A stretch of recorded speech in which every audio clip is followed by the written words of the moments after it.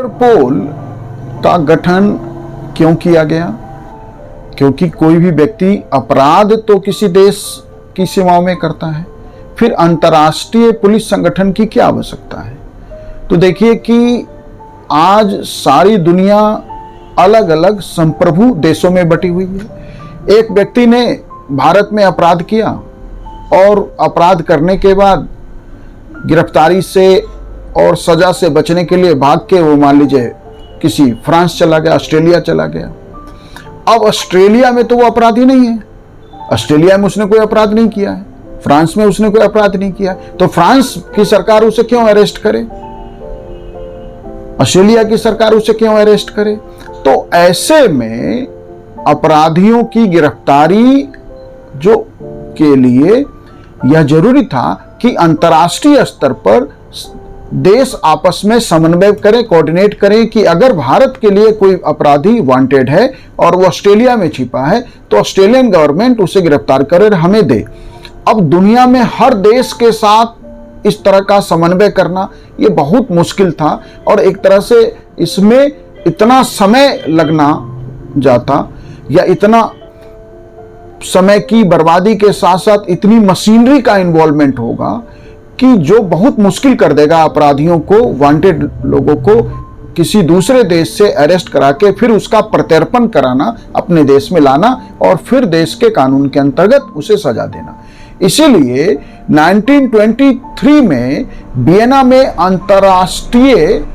द्वितीय अंतर्राष्ट्रीय पुलिस कांग्रेस की बैठक में एक अंतर्राष्ट्रीय आपराधिक पुलिस आयोग, इंटरनेशनल पुलिस कमीशन के गठन की घोषणा हुई और गठन किया गया 1923 में। 1956 में इंटरनेशनल क्रिमिनल पुलिस कमीशन की जो 25वीं महासभा हुई उसमें एक नए संविधान को इंटरपोल ने अपनाया और तभी से इसका नाम जो है बदल के इंटरपोल हुआ, इंटरनेशनल क्रिमिनल पुलिस संगठन ऑर्गेनाइजेशन।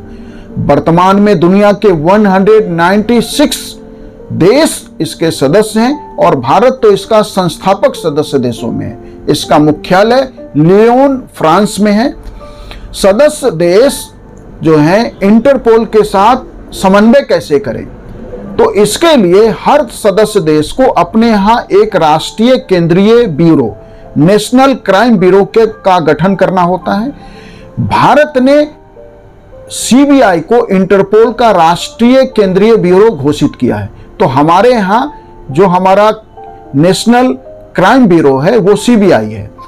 इसके जो जनरल असेंबली है, इसके जनरल असेंबली में इंटरपोल का सर्वोच्च शासी एडमिनिस्ट्रेटिव निकाय है, एडमिनिस्ट्रेटिव बॉडी है और प्रत्येक सदस्य देश के प्रतिनिधि इसमें शामिल होते हैं।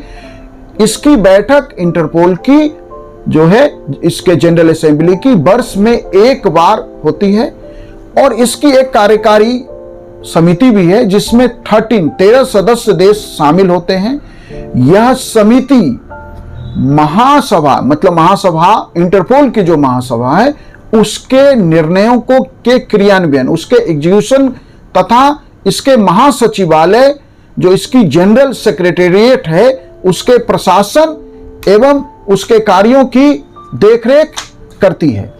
जो इंटरपोल की जो कार्यकारी समिति जिसमें 13 सदस्य देश हैं, इसकी बैठक वर्ष में 3 बार होती है और इस संदर्भ में हमें यह ध्यान रखना है कि जो एक अध्यक्ष चुना जाता है, अध्यक्ष 4 वर्ष के लिए चुना जाता है, जिसका चुनाव इंटरपोल की जो महासभा है, जो उसकी जनरल असेंबली है, उसमें होता है। इंटरपोल जो है कलर कोडेड नोटिस हमने देखा, red notice, green notice, blue notice, yellow notice, orange notice, कई प्रकार की नोटिस जारी करता है। हमने एक अलग वीडियो में यह बताया है आपको कि इंटरपोल अलग अलग नोटिस किस उद्देश्यों के लिए जारी करता है। तो इंटरपोल का जो कलर कोडेड नोटिस है वो सदस्य देशों के सहयोग के लिए या सदस्य देशों के लिए अलर्ट जारी करने के लिए अंतर्राष्ट्रीय अनुरोध है एक तरह से, कि जब कोई देश अनुरोध करता है तो अपराधी की प्रकृति, अपराध के प्रकार और उसके उद्देश्यों के हिसाब से इंटरपोल कलर कोडेड नोटिस जारी करता है। जो एनसीबी, जो राष्ट्रीय क्राइम ब्यूरो है किसी भी देश का, जो राष्ट्रीय केंद्रीय ब्यूरो है, यह जो है इसके महासचिवालय को अनुरोध करता है और फिर इंटरपोल का महासचिवालय जो है, जो इसका जनरल असेंबली है, वह सभी सदस्य देशों को नोटिस उपलब्ध कराता है। भारत ने, हमने इसी वीडियो में जाना कि सीबीआई वह राष्ट्रीय केंद्रीय ब्यूरो है इंटरपोल के लिए। अब सवाल है कि भारत तो राज्यों में बटा है और केंद्र शासित प्रदेशों में बटा है, तो हर राज्य के और केंद्र शासित प्रदेश के लिए इंटरपोल के संपर्क अधिकारी होते हैं, जिसे यूनिट ऑफिसर्स के साथ मिलकर ये काम करते हैं। यह राज्य स्तर पर सामान्यतः जो पुलिस अधीक्षक, जो पुलिस एसपी होते हैं, पुलिस आयुक्त, पुलिस कमिश्नर जैसे प्रमुख पदों पर बैठे हुए व्यक्ति जो हैं, इंटरपोल के संपर्क अधिकारी के रूप में जो है राष्ट्रीय केंद्रीय ब्यूरो के साथ मिलकर इंटरपोल के लिए काम करते हैं, राज्य और केंद्र शासित स्तर पर। Thank you.